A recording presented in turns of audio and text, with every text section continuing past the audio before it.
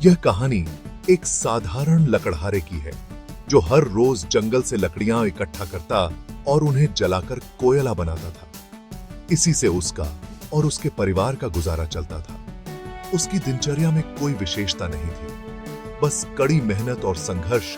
एक बार लगातार 5 दिनों तक मूसलाधार बारिश हुई, जंगल की लकड़ियां पूरी तरह से भीग गई और वह उन्हें जलाकर कोयला नहीं बना सका। इसके चलते वह और उसका परिवार भूखा रह गया। परिवार की भूख मिटाने के लिए लकड़हारा परेशान था।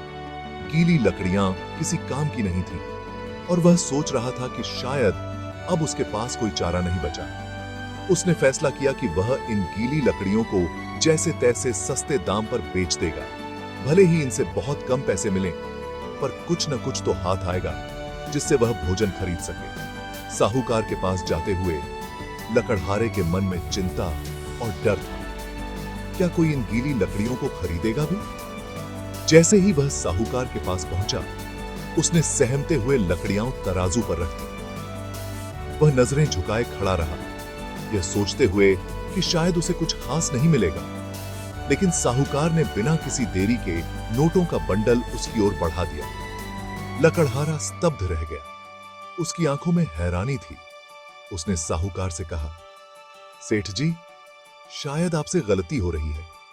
ये तो बस गीली लकड़ियां हैं जिनसे मैं कोयला भी नहीं बना पाया। साहूकार मुस्कुराते हुए बोला, बेटा, ये साधारण लकड़ियां नहीं हैं, यह चंदन की लकड़ियां हैं। इनकी असली कीमत यही है। लकड़हारे के होश उड़ गए। उसे समझ में आया कि वह इतने सालों से अपनी गलतफहमी में इन अनमोल लकड़ियों को साधारण मानकर बेकार समझकर कोयला बनता रहा। उसकी आंखों में न केवल आश्चर्य था, बल्कि अपने खुद के नजरिए पर अफसोस भी।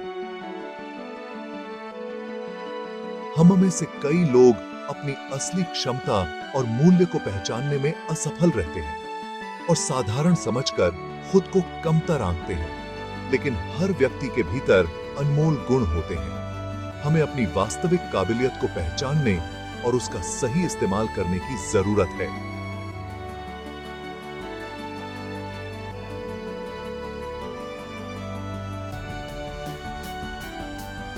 Credits: KPS Kirar.